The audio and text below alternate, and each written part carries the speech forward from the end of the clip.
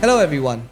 I'm Sri Krishnan Shankaran, host of the Material Minds podcast, the place where we talk to the people exploring new materials for a better world.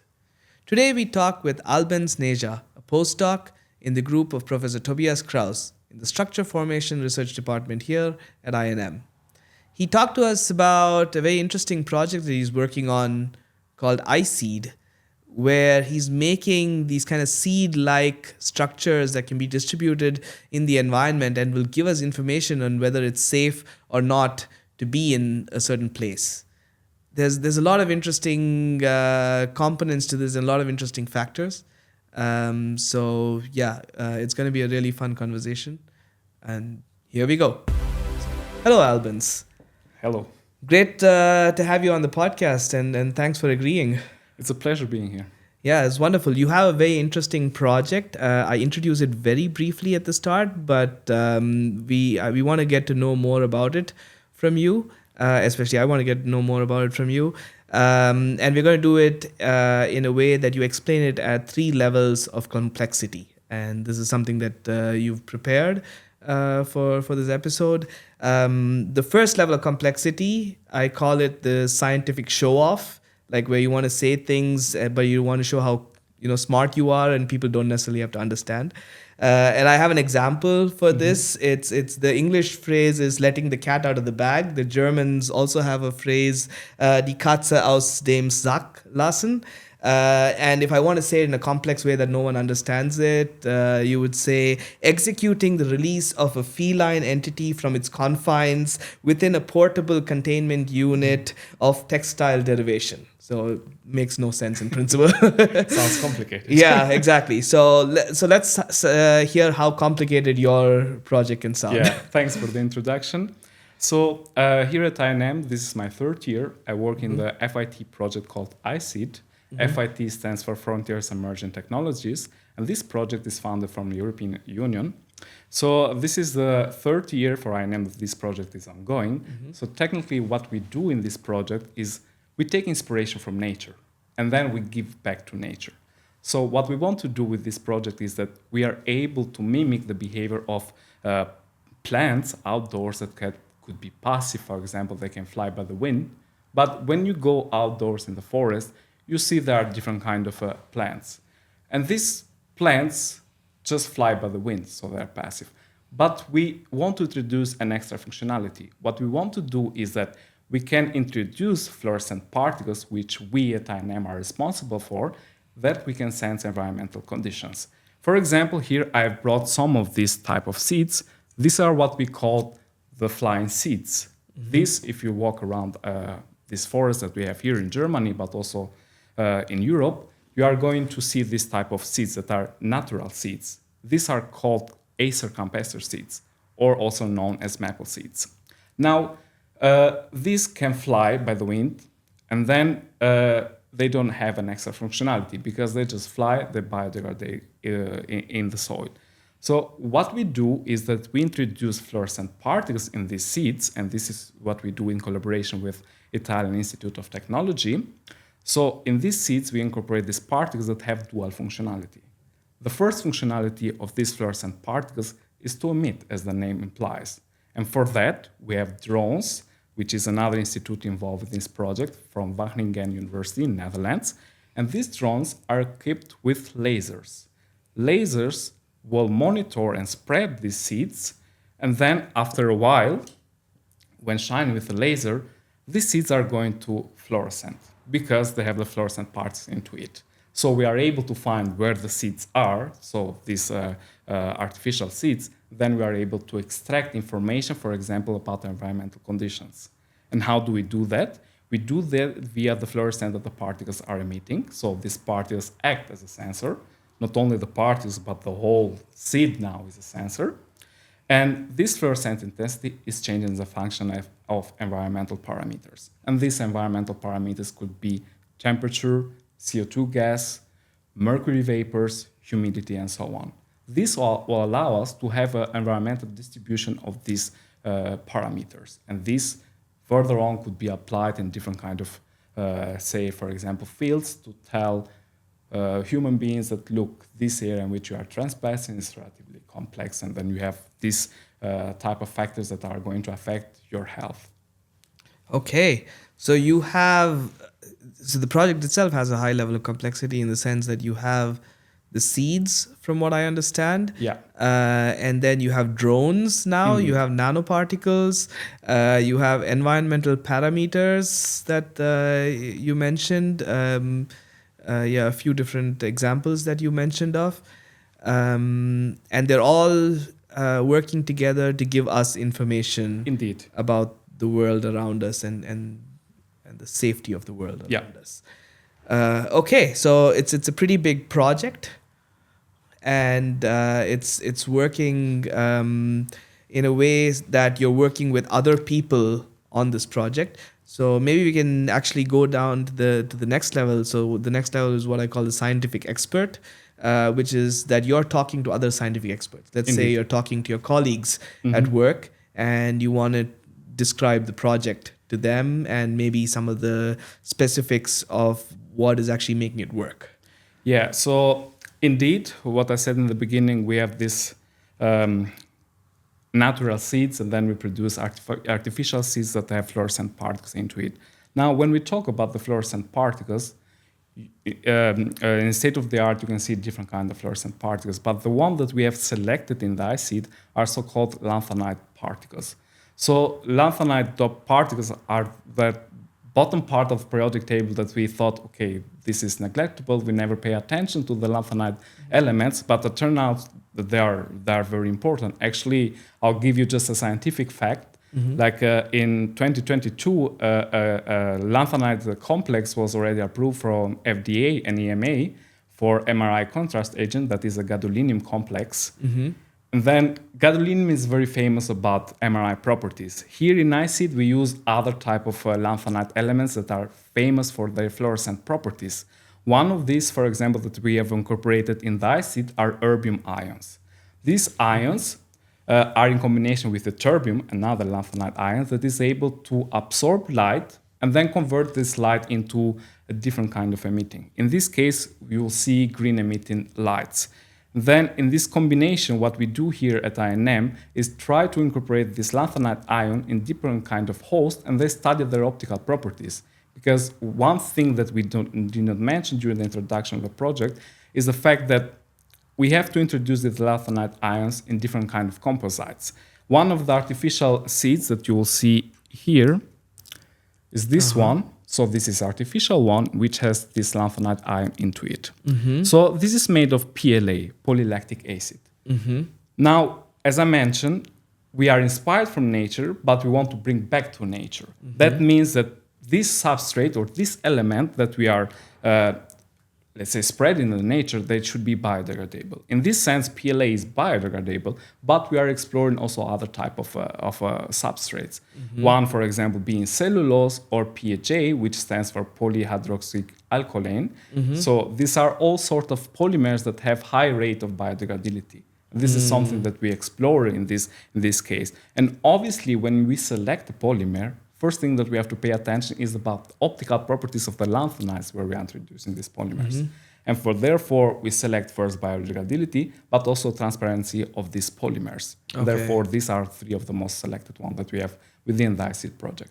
Okay, so are you working on the lanthanide nanoparticles or on the polymers here, or a combination? Yeah, so what we do is a combination of both of these. So we can synthesize this type of particles, but we pay also attention to the preparation of composite, that is combination of the lanthanide nanoparticles with a polymer.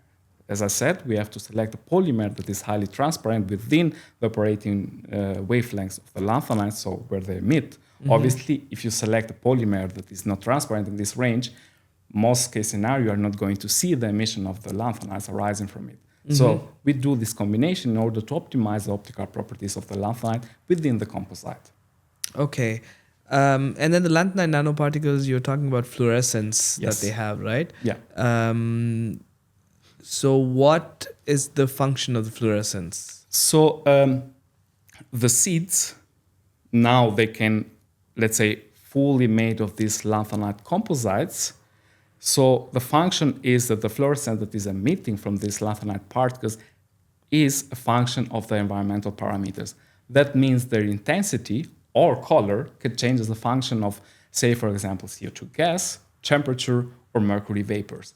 And in order we can detect this outdoor, for example, with the LiDAR technology, that is a technology implemented in the drones from Wageningen University, that are able to detect how much this intensity of photoluminescence or the color is changing as a function of, say, all these environmental parameters that I mentioned. Okay, so the way I understand it is that you have these lanthanide nanoparticles, and let's say you have a high CO2 level Yeah. at some point, or a high amount of mercury vapor suddenly in some agricultural area or natural area or so on. Then that nanoparticle is going to change its color. Is the nanoparticle itself changing its color, or is that something happening to the nanoparticle that's causing it, or the intensity, right? So the particles themselves are emitting this color, and since this emission, this intensity, or this color is affected from the environmental conditions, what it does is that it lowers or increases the intensity of the photoluminescence. So the photoluminescence that is arising is from the lanthanides themselves, and this is obviously as a function of what we have around the seeds in this case, or also the lanthanides. Okay, so maybe I want to dig into that this word that you introduced, the photoluminescence. Yes. So that's photo is basically light, and luminescence is generating Indeed. light. So yeah, maybe you can just explain. Yeah. that a little bit. So when we talk about lanthanide elements, they usually have different kind of photoluminescence. In this case, we have one type of photoluminescence that is called upconverting photoluminescence. That means when we see that this type of particles emit, say, green, red, or blue light, most of the case, what is happening is that we are providing a near-infrared excitation, such as, for example, 980 nanometers or 808 nanometers. They absorb this light, then they are able to, so this light that is being provided to the lanthanide ions is low in energy. They absorb it and then convert it in high energy, that is in lower wavelengths, so that is the emitting energy. Okay.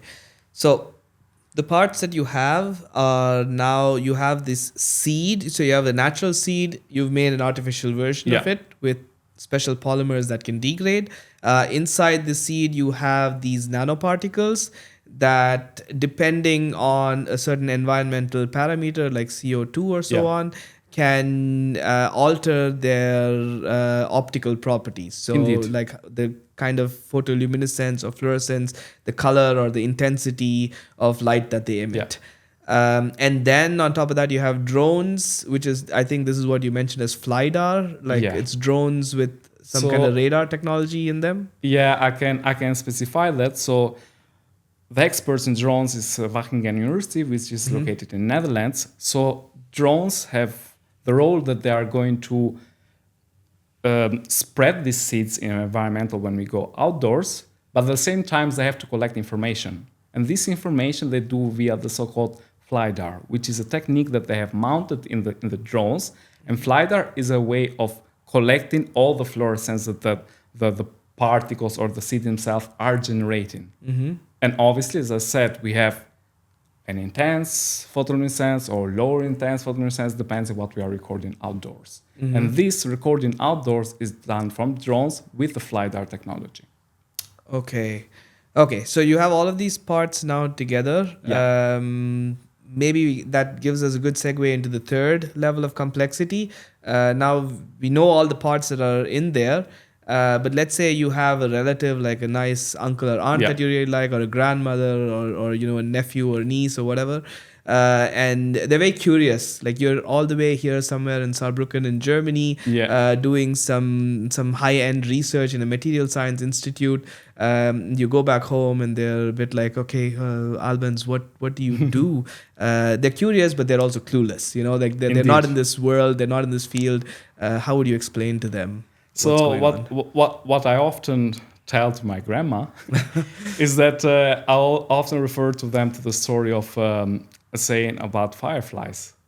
So just a scientific fact, so fireflies glow these different kind of colors, I would say, and due to the reaction that happens between the protein luciferase and also oxygen or ATP. So often I tell to my grandma that, look, what I do, you can somehow simplify by telling the story of the fireflies. So it's like fireflies, and especially the colors that they glow or emit, is a function of different kind of parameters that are outdoors. So this typical yellowish color that we see on the fireflies, especially during nighttime, is just as an effect of saying the temperature or pH that is outdoors. So in a way, within this project, we can do a similar fashion, but instead of the fireflies, we have our seeds, our bio-inspired seeds that are able to change the color in different kind of, as I said, red, green, or blue wavelengths. And in sort of way, they can tell information about outdoors. And this is a way in which I would usually approach to them and say, Okay. this is how you can understand the science behind. Okay, wonderful. And why would you want to do this, actually? Why do you want to have these seeds telling you this information and a drone going around and picking that up? Indeed, that's a good question. So what we like to investigate and to also provide to the public is look, you can wander around, but you never know if you are wandering in a safe area or not. Say, for example, if you go around, you have high levels of CO2, which might be dangerous for your health. And in this case, using this type of technology, you are able to see if you are trespassing to an area that is safe for you or not. That we can do via ISeed. Okay, so these seeds would basically be visible, or the colors changes that would happen are visible to people. So they might just see the seed lying around and they see that, oh, okay, it's, I don't know, turning red or whatever. Yeah. And then it's like, oh, this is alarming. Now I need to get out of here. Yeah, that's a way to put it, that this can provide information about all the, let's say, health issues that we might have by being exposed to high levels of this, I don't know, CO2 or mercury. Okay, and why is it in the form of a seed, or this seed particularly? Yeah, so we have different kind of seeds. Here, for your curiosity, I brought only the flyers. Yeah, okay. This is what we call flyer seeds. We have also drilling. Okay. Or we have even more complicated scenario. Yeah. And here I will show you this example. Yeah. So this example, so you see 4 wings. We are able to do also multi-sensing. That is, I told you that we can explore temperature, CO2, mercury, and so on. So we can incorporate this all in one. But we can do even more with this. We can, if you see this part here, the bottom, this is able also to transport nutrition to the soil. So not only you can sense and tell to the public or whoever is trespassing that, look, this area might be dangerous for you, but you can do also additional functionality, for example, transmitting nutrients to the soil. And then this is also something that we have explored. Now, I have to specify here that this is not a seed that you are going to find in the nature. This is a seed that is combined different kind of bio-inspired. For example, we have these ISeeds that you have seen previously, but there are also type of other seeds that are drilling one. These go in the soil, and then we are able to combine this in one. Okay. And how would these seeds be dispersed? These artificial seeds that you make, how would they be dispersed? So we disperse them via the drones. So in drones, we have special containers that are designed for the type of seeds that we have. Currently, we have something designed for the ISeeds, and soon another one is for these mixed seeds. And these are going to be released from the container that the drone have. Okay, yeah, fascinating. So, you have the drones, they're distributing the seeds, and then people can look at the seeds, but the drones can also read out, and you have basically a number associated with whatever the level of the environmental parameter is. Then we are able to collect lots of data, and this data obviously could be provided to the public to say if this area is safe or not. Incredible. And then the seeds will also just degrade like a regular seed or regular... As I mentioned, one of the mottos that we have within ISeed is that from nature to nature. So we are inspired from nature, but when we have extracted the information from this seed, we want this seed to be completely biodegradable in the nature. And therefore, we have studied different kind of polymers, such as PLA, cellulose, PHA as well, which are able to biodegrade for a certain amount of time. Very nice. So what actually got you to working on this? Like, did you have experience in your past with some parts of this and so on? Yeah, probably I will just start a little bit with my background. So I started research in the Italian Research Council, CNR, and there study how we can form particles, how we can synthesize particles.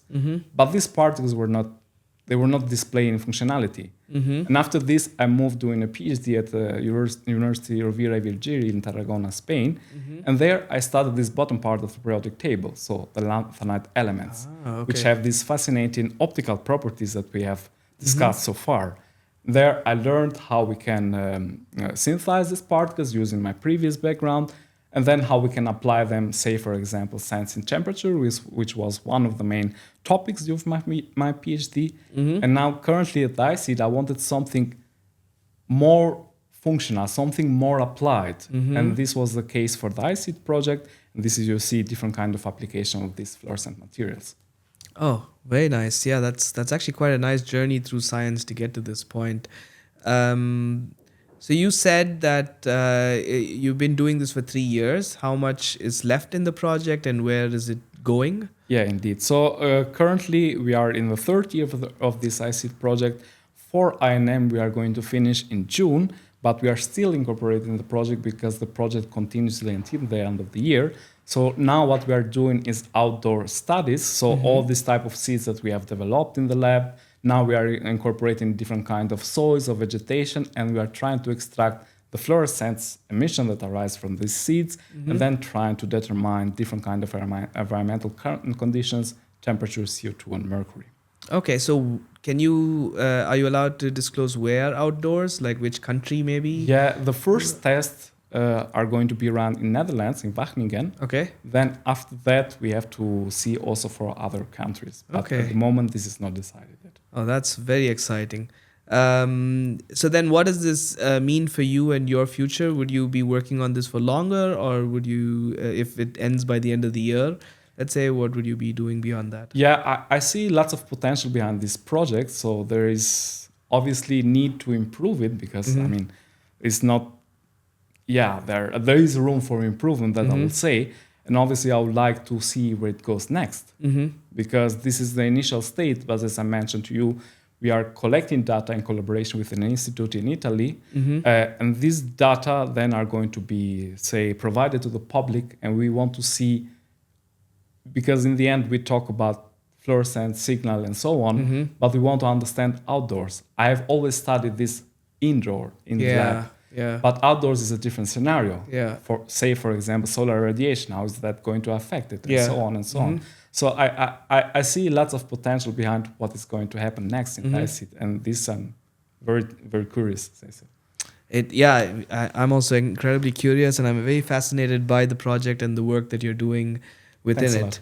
Albenc, this was wonderful talking to you about the whole ISeeds project and your role within it. And thanks a lot for bringing these demonstrators with you to help understand how it works better. So with that, I think we come to the close of the episode. Thank you very much for joining us. Thanks for having me. Yeah, so thanks everyone for listening and for watching. So that was Albenc with talking about the ISeeds project that he's working in.